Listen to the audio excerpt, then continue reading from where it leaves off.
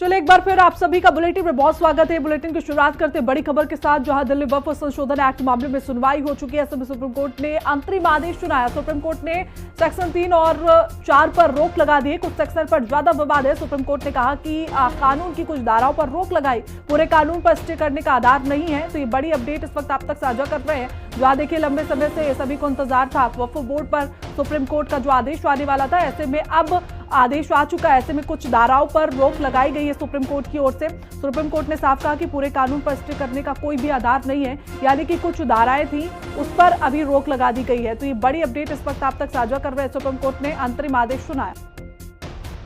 के फैसले के बाद बदलाव बहुत मामूली है।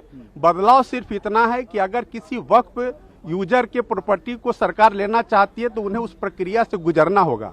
पहले क्या था कि डिस्ट्रिक्ट मजिस्ट्रेट से रिपोर्ट लेकर के उनको उनके प्रॉपर्टी से हटाया जा सकता था, लेकिन अब उनको अपीलेट ट्राइब्यूनल और फिर कोर्ट का सहारा लेकर के हटाया जा सकता है। यानी कि थोड़ा समय लगेगा, लेकिन न्याय का जो पहले बिल्कुल दरवाजा बंद था उस दरवाजे को खोल दिया गया है। धन्यवाद।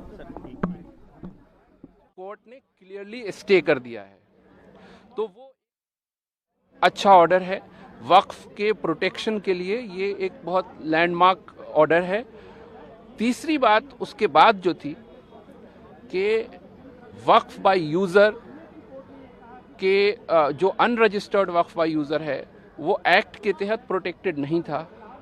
उसके बारे में बहुत क्लियरली कोर्ट ने स्टे ऑर्डर पास नहीं किया है, लेकिन उसके बारे में कुछ कहा गया है जजमेंट में, जो हम जब जजमेंट एक बार पढ़ लेंगे उसके बाद उस पर कुछ हम कह पाएंगे। बहरहाल ये ओवरऑल ये ऑर्डर काफ़ी अच्छा है। चूँकि अभी इंटरिम स्टेज पर ये ऑर्डर दिया गया है, तो मैं समझता हूँ कि इंटरिम स्टेज पे वक्फ के प्रोटेक्शन के लिए काफ़ी अच्छा ऑर्डर है और हम इसको वेलकम करते हैं। जो प्रैक्टिसिंग मुस्लिम होने का एक प्रोविजन था उसको भी स्टे कर दिया गया है। जो सेक्शन 3R के तहत ये कहा गया था कि 5 साल का एक प्रैक्टिसिंग मुस्लिम ही वक्फ कर सकता है, उसको भी कोर्ट ने स्पेसिफिकली स्टे कर दिया है। तो ओवरऑल इस इंटरिम ऑर्डर को आप लोग किस तरह से देखते हैं, कितनी राहत की बात है?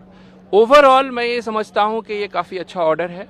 एक वक्फ बाय यूज़र के सिलसिले में जो काफ़ी कंसर्न था कम्युनिटी का, उसके बारे में भी कोर्ट ने कुछ कहा है और उसको हम पढ़ेंगे।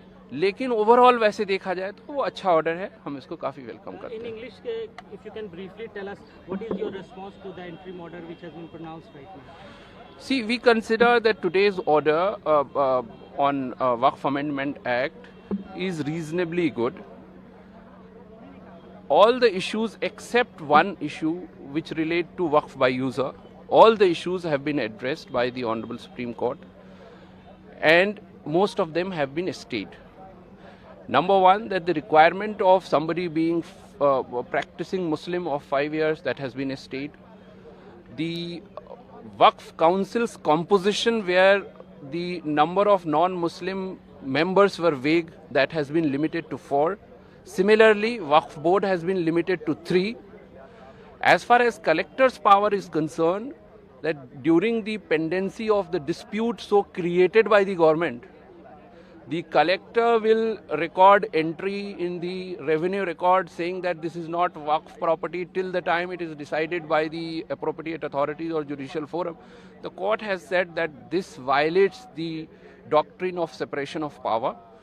So that has been specifically stated and said that no revenue record shall be altered, and till the time final decision is taken, no third party right shall be created. So these are the interim directions at this stage. Oh, we understand this is a good order. We'll read about Waqf by user and then we'll respond about it. Thank you.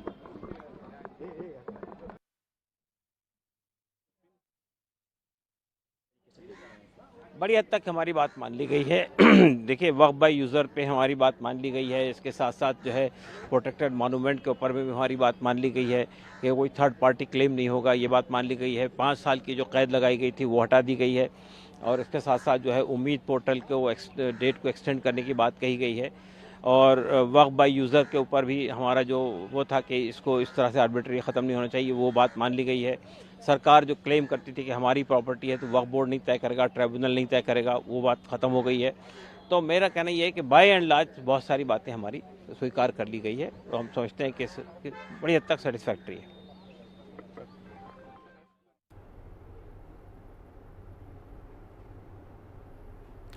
और हमारी सहयोगी समीक्षा हमारे साथ जुड़ रही ज्यादा जानकारी के साथ। समीक्षा, क्या कुछ जानकारी, क्योंकि आदेश तो निकलकर सामने आ गया, उन सेक्शन की बात हम कर लेते हैं जिस पर सुप्रीम कोर्ट की तरफ से रोक लगाई गई है।